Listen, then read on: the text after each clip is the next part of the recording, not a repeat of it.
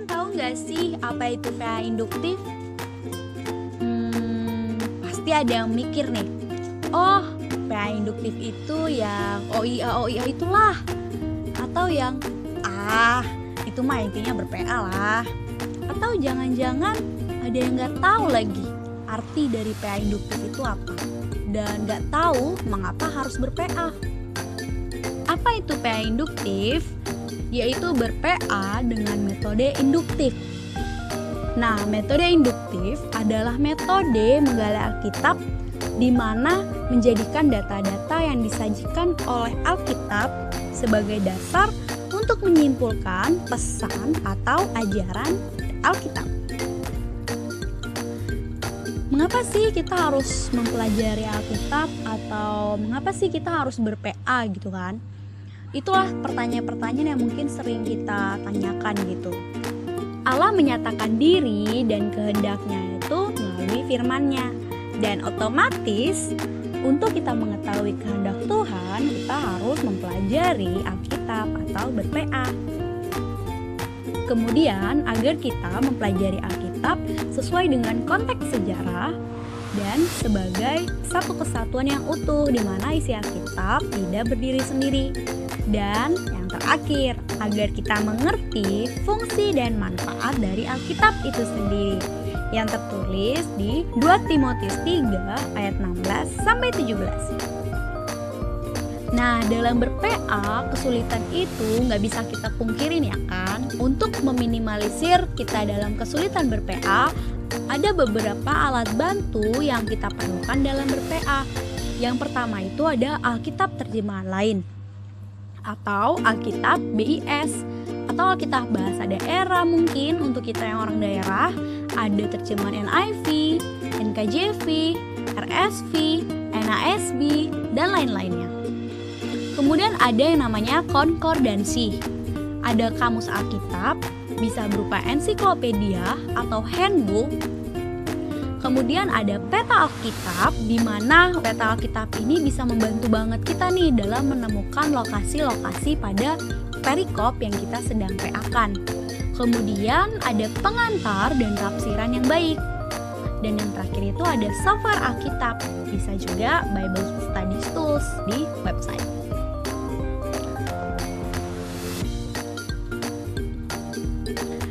Kemudian, apa saja sih langkah-langkah untuk kita bisa ber-PA secara induktif? Dalam PA induktif itu ada 3 langkah. Yang pertama, observasi, kedua interpretasi, dan yang ketiga aplikasi. Nah, langkah-langkah ini biasa disebut OIA.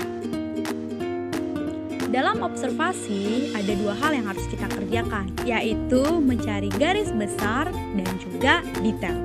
Dalam garis besar, kita pertama-tama harus membaca dulu nih beberapa kali teks yang mau kita PA-kan, minimal 2-3 kali lah. Kemudian kita buat outline-nya atau alur ceritanya. Setelah itu, kita cari detailnya dengan menggunakan 5W plus 1H. Misalnya, siapa sih penulis kitab ini? Siapa penerimanya? Siapa tokoh penting yang terlibat? Termasuk apa sih hubungan mereka satu dengan yang lainnya? Serta kondisi dan kebutuhannya.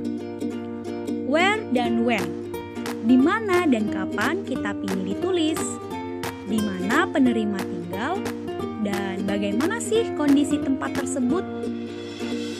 What, apa saja ya topik-topik yang muncul dan masalah-masalah yang dibahas pada pasal ini, baik secara langsung maupun tidak langsung dalam kitab tersebut. Why? Mengapa kitab tersebut ditulis? Apa yang menjadi kebutuhan atau permasalahan penerimanya?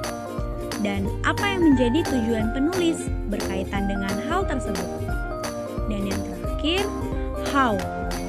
Bagaimana penulis berusaha merealisasikan tujuannya lewat apa yang ditulisnya? Ada 2 hal penting nih yang harus selalu kita ingat ketika kita ber-PA. Yang pertama, pengamatan yang teliti terhadap fakta-fakta adalah dasar untuk dapat membangun interpretasi dan aplikasi yang akurat dari perikop yang kita PA-kan. Kemudian, semakin banyak waktu yang kita pakai untuk mengamati perikop, membacanya lagi, membacanya terus berkali-kali, maka PA kita akan semakin kaya dengan hasil yang baik dan berguna.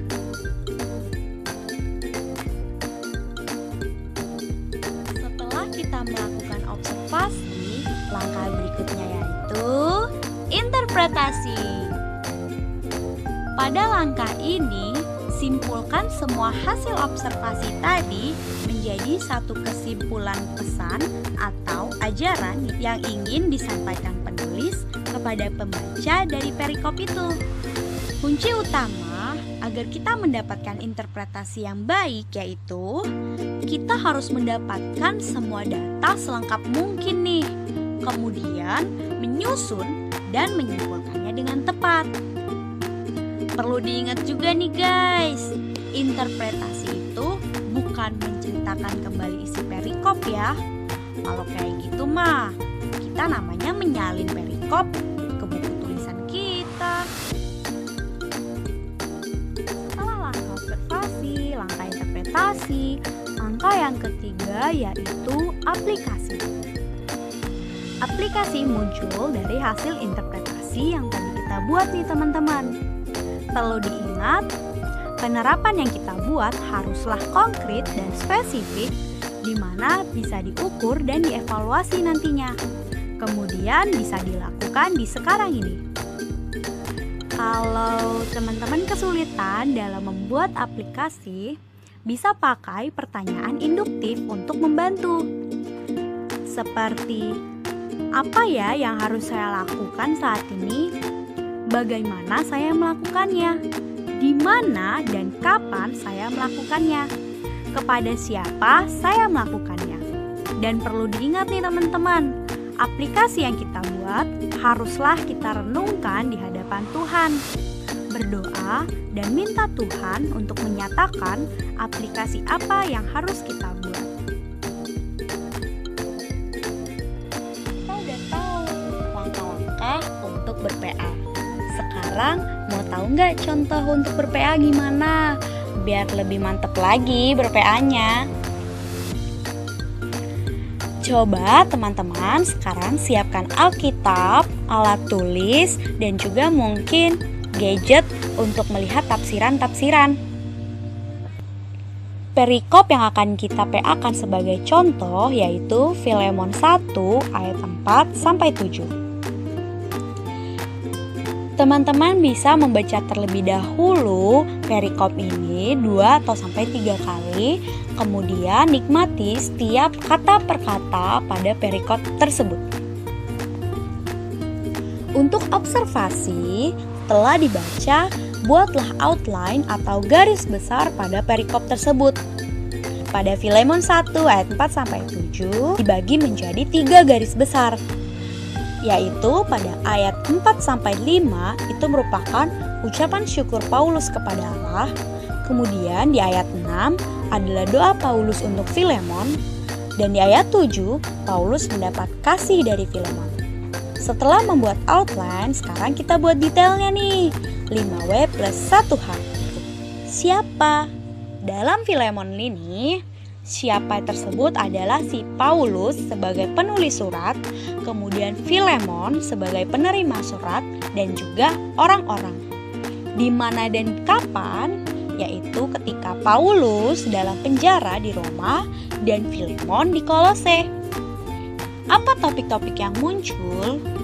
Nah, pada perikop ini, topik yang muncul yaitu Paulus mengucap syukur karena kasih Filemon kepada saudara-saudara seiman. Mengapa Paulus menuliskan surat Filemon untuk Filemon? Nah, ini dengan tujuan meminta Filemon untuk menerima Onesimus bukan lagi sebagai seorang budak, melainkan sebagai saudara seiman, juga sebagai yang harus dikasihi. Bagaimana Filemon harus menerima Onesimus? Yaitu dengan menerima Onesimus bukan lagi sebagai budak, melainkan sebagai saudara yang harus dikasihi. Nah, pada perikop ini teman-teman nemuin gak istilah asing? Jika teman-teman tidak menemukan istilah asing, berarti teman-teman bisa lanjut ke langkah berikutnya. Tetapi jika teman-teman menemukan istilah asing, lebih ada baiknya ditulis dan mencari terlebih dahulu di kamus atau alat bantu lainnya. Setelah itu, lihat apakah ada kata-kata yang diulang pada perikop tersebut. Pada Filemon 1 ayat 4-7 ini terdapat beberapa kata yang diulang. Kata yang pertama itu Allah atau Tuhan Yesus atau Kristus itu diulang sebanyak 3 kali. Paulus sebanyak 8 kali, Filemon sebanyak 6 kali, doa sebanyak 2 kali, iman 2 kali, dan kasih 2 kali. Maka penekanan dalam pembacaan ini dapat dipastikan adalah Paulus dan Filemon karena nama mereka paling sering diulang. Setelah itu, selidiki lebih lanjut. Ask, think, link. Lihat latar belakang perikop ini dengan melihat tafsiran. Kemudian, lihat tujuan penulis dengan melihat tafsiran.